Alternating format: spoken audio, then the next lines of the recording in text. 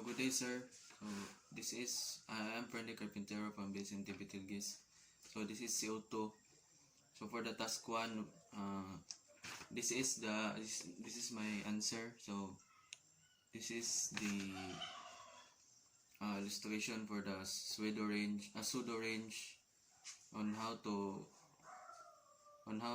GPS determines the location.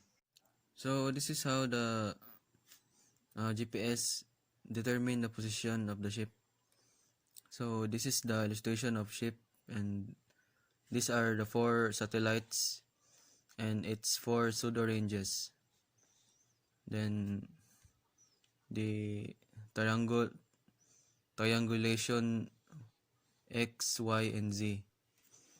So for this illustration, it has 4 satellites, so it also has 4 pseudo ranges. So when you say pseudo ranges, it is not yet the exact position of the ship. So as the ship is moving, it also slowly locates. So the pseudo range can't tell yet the exact position of the ship. So on how to locate the ship, or determine the ship's position, the exact position, the 4 ranges is added up so that it can find it can determine the exact location of the ship. So for task number 2, we are to find the GPS errors and their typical range errors. So for number 1, for the task number 2, the GPS multipath error. So it is caused by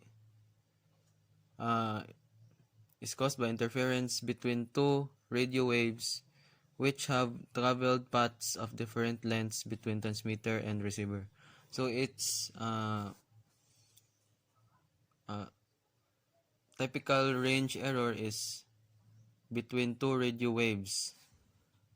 So next error for GPS is GPS inaccuracies.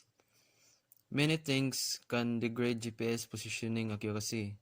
So the common causes include satellite signal blockage due to buildings, bridges, trees, and etc.